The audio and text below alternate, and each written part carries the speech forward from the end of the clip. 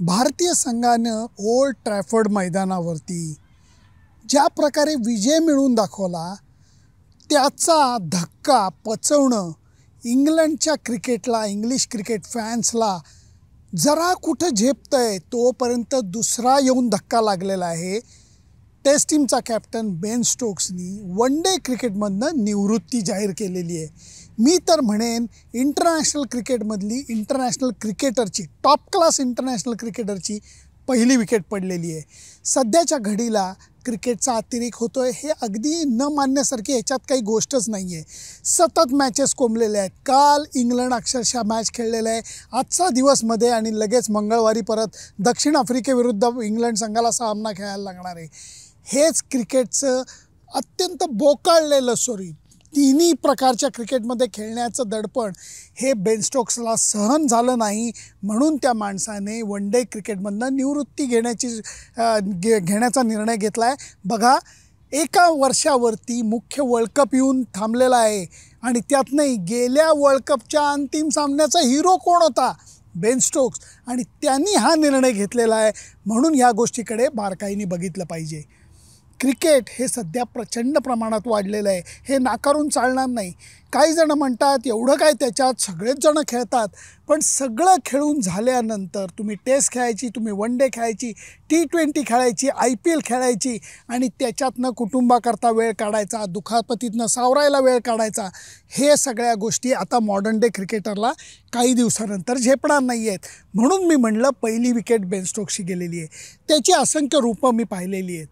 त्याचं कारण 2016च्या T20 world कपमध्ये क्रेग ब्रॅथवेटनी ह्याच बेन स्टोक्सला 24 धावा पहिल्या 4 बॉलवरती चोपून काढल्या होत्या. 4 बॉल पहिले 4 सिक्सर. इंग्लंड संघ पराभूत. वेस्ट इंडिज संघानं T20 वर्ल्ड कप जिंकलेला होता. बेन स्टोक्स ईडन गार्डनच्या विकेटवरती पालथा पडलेला होता. त्याच्या डोळ्यात आणि तोंडामध्ये ईडन गार्डनची माती गेली होती. कुणी कजदिल खेळाडू असताना तर त्या क्षणी इंटरनॅशनल क्रिकेटमधनं निवृत्ती घेतली असती. परंतु बेन स्टोक्स हा बडे दिलवाला खेळाडू आहे, खराखुरा अष्टपैलू खेळाडू आहे, क्रिकेटवर प्रेम करणारा आहे. म्हणून त्यांनी निवृत्ती घेतली नाही, क्रिकेटची मेहनत चालू ठेवली, क्रिकेट देवाची आराधना चालू ठेवली. ज्या क्रिकेट देवानं त्याला पाठीत रपाटा घातला त्या 16च्या वर्ल्ड कपमध्ये, त्याच क्रिकेट देवानं 19ला त्याला कडेवर घेतलं. तो मॅन ऑफ द मॅच झाला. इंग्लंडनी पहिल्यांदा मुख्य म्हणजे 50 ओव्हरचा वर्ल्ड कप जिंकलेला होता. गेल्या वर्षी ह्याच बेन स्टोक्सला मानसिक आजार झाल्याची त्यांनी कबुली दिली. इंटरनॅशनल क्रिकेटमधनं त्यांनी एकदम लांब जाण्याचं ठरवलं. न्यूझीलंडला गेला, शांती पकडली अक्षरशः आणि काही दिवस तो तसाच राहिला. परत आला त्यावेळेला जो रूटनी कॅप्टनशिप सोडली इंग्लंड संघाची आणि निवड समितीने बेन स्टोक्सकडे ती जबाबदारी सोपवली. त्याच्यानंतर बेन स्टोक्सनी या संपूर्ण इंग्लंडच्या संघाला वेगळ्या प्रकारे क्रिकेट बघायला, वेगळ्या प्रकारे क्रिकेट खेळायला उद्युक्त केलेलं आहे. त्याचे परिणाम 3 महत्त्वाच्या मॅचेस न्यूझीलंडविरुद्ध त्यांनी फार वेगळ्या अवस्थेत जिंकल्या आणि भारताविरुद्धसुद्धा इंग्लंड संघ पिछाडीला पडलेला असताना फॅन्टॅस्टिक मॅच खेळून इंग्लंड संघाने ती मॅचसुद्धा जिंकलेली होती. तो बेन स्टोक्स आता निवृत्त होता. याला कारणं असंख्य आहेत. लोकांना, खेळाडूंना आता सतत कोविडच्या भीतीखाली वेगवेगळ्या चाचण्या करत सतत ती दडपणाखाली खेळायचं की माझी चाचणी सकारात्मक येते का नकारात्मक, ह्याचा आता कंटाळा आला आहे. बायो बबल लोकांना नकोसा झालेला आहे. आणि त्याचबरोबर एवढं क्रिकेट हे सुद्धा खेळणं इंटरनॅशनल क्रिकेटमध्ये अशक्य आहे, कुणी काही म्हणा. आणि त्यामुळे बेन स्टोक्सने घेतलेला निर्णय मला महत्त्वाचा वाटतो. काय असतो हा बायो बबल, काय त्याचा त्रास होतो, मी कसा समजणार? कारण मी तर काय एवढा खेळाडू नाही आहे, मी पत्रकार आहे. त्या मानाने मी सुखासी आयुष्य जगतो, क्रिकेटच्या मॅचेस बघतो, त्याचं रिपोर्टिंग करतो. खेळाडूंना ह्याच्यातनं जेव्हा जायला लागतं तेव्हा काय गोष्टी फेस करायला लागतात, हा छोटासा प्रश्न मी माझा मित्र हार्दिक पंड्याला विचारला.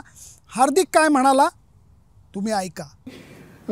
फास्ट बॉलर के लिए तंदुरुस्ती होना, फिटनेस होना कितना ज़रूरी है, क्योंकि यही आपका ऑपरेशन हुआ था इंग्लैंड में, आपके करियर को धक्का लगा था, आगे क्या होगा पता नहीं था. उसके बाद रिकवरी करके क्या अब आप समझ रहे हो कि ये शरीर भी एक मंदिर है? मंदिर तो सर मैंने जब से सर्जरी के पहले भी मंदिर ही था, लेकिन समय लगता है चीज़ों से और ऑब्वियसली कोविड भी आया था तो बहुत फ़र्क पड़ा था. बबल आई थिंक मेरे को सूट नहीं किया था, क्योंकि जब क्राउड आते हैं तब थोड़ा ज़्यादा मज़ा आता है. So on a longer run आप पता नहीं कितना बबल में रहे हैं, लेकिन जब अगर बबल में रहना है सेम चीज आप तीन महीने के देखते हो और फिर वो सिचुएशन पे आके वो प्रेशर में खेलना, वो बहुत बड़ी बात है सर। क्योंकि मैं तो रह चुका हूँ तो मुझे पता है। मैं पिछले if I am not wrong World Cup के पहले तक आई थिंक मैं 17-18 महीने में 14 महीने में बबल में था। सो मेरे बच्चे ने तो नॉर्मल दुनिया देखी नहीं, इसलिए वो मेरे साथ ट्रैवल नहीं करता, क्योंकि उसके लिए आई वांट हिम टू, उसके लिए मुझे इंपॉर्टेंट है कि वो छोटे बच्चे के साथ भी खेले। पता चला बड़े उसको लगेगा अच्छा यही दुनिया है। सो बबल एंड एवरीथिंग जो एज अ प्लेयर सबके पार्ट किया उसके लिए इम्पोर्टंट था, और अब ठीक है बबल में तो एंजॉय कर रहे हैं।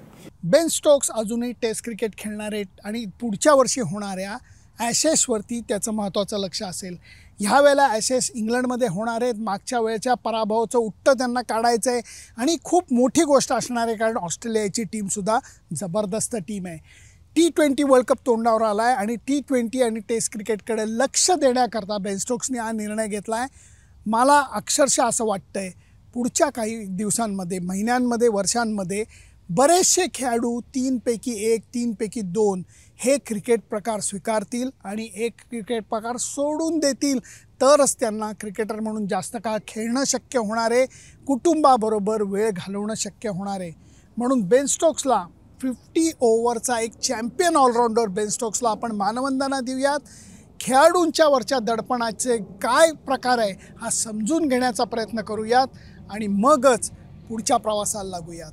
तुमचं मत काय आहे? तुम्हाला बेन स्टोक्स कसा वाटला? बॉलर म्हणून आवडला का बॅट्समन म्हणून आवडला का बडे दिलवाला खेळाडू म्हणून आवडला?